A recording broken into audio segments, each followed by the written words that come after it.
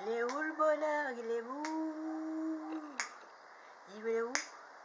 Il est où le bonheur? Il est où? Il est où? Il est là le bonheur, il est là. Il est là. Il est là le bonheur, il est là. Dans le cœur. Salut, c'est Elia Théodose, coach de vie et de relations humaines. Je suis toujours Martinique et maman de 2 enfants.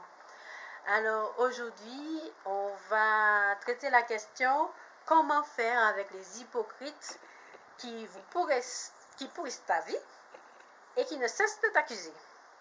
Si tu veux suivre mes prochaines vidéos, je t'invite à t'abonner en bas de la vidéo, appuyer sur le bouton rouge, clic. Alors, j'entends des gens dire oui, je lui parle très bien et dès que j'ai le dos tourné, elle me critique en mal. Ou je lui dis bonjour, mais je ne sens pas sa sincérité. Il y a une ou un collègue qui vous dit oui, tu sais, elle a dit que tu es un imbécile, que tu es une conne, que tu ne fais pas ton travail, que tu n'as rien compris à la vie, que tu n'es pas sociable, que tu es une menteuse. J'ai entendu ça souvent. Et puis, que tu fais beaucoup d'erreurs.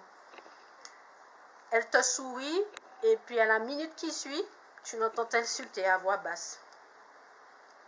Elle surveille tous tes faits et gestes. Elle juge sur ta vie. Elle ne sait même pas pourquoi, ni comment. Elle connaît tout, elle pense tout savoir de ta vie. Alors, vouloir toujours répondre, c'est donner de l'importance à ces gens. Vouloir se justifier, tu n'as pas à te justifier. T'apitoyer sur toi-même ne résout rien. Te plaindre, ça n'arrange pas les choses. Accuser comme eux, c'est te mettre au même niveau que ces gens. Déprimer, ce n'est pas la bonne solution. Je vais prendre mon cas. Je venais d'entrer mon premier jour de travail en tant qu'assistante d'éducation dans un collège. Il y avait une particulièrement qui était différente.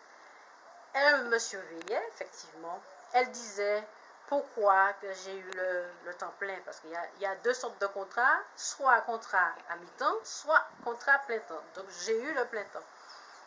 Comme elle a fait, sur moi, elle doit avoir un filon à l'éducation nationale. Ou bien c'est peut-être son mari qui a dû faire une démarche pour qu'elle ait un contrat à plein temps. C'est pas juste parce que moi j'étais obligée de faire un mi-temps avant le temps plein, donc ça c'est elle.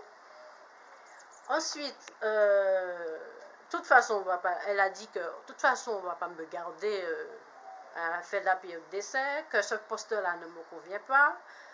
Dès qu'il s'agissait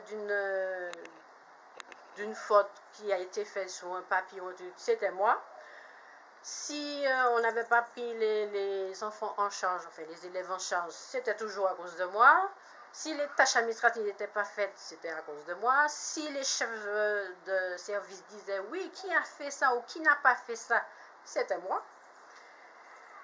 Donc, ce poste-là consistait vraiment à encadrer les élèves, les gérer et les suivre administrativement. Voilà, j'y suis.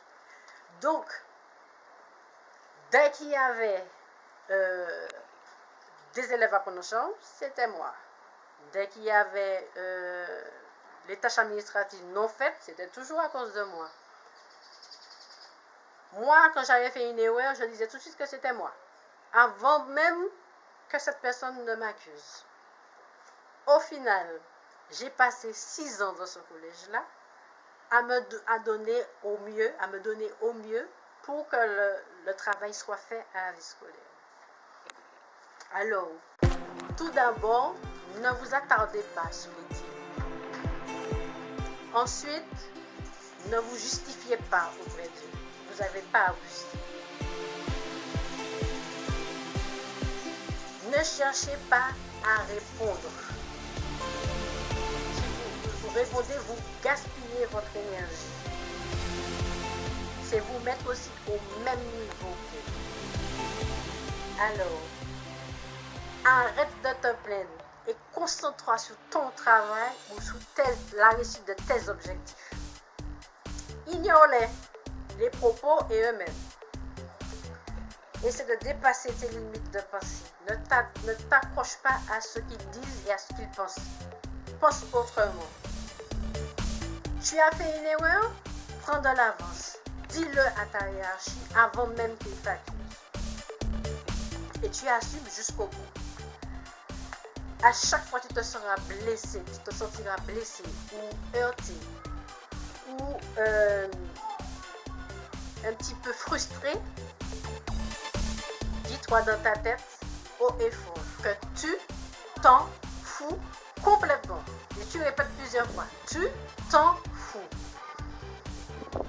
Concentre-toi sur ce que tu as à faire. Avance coûte que coûte.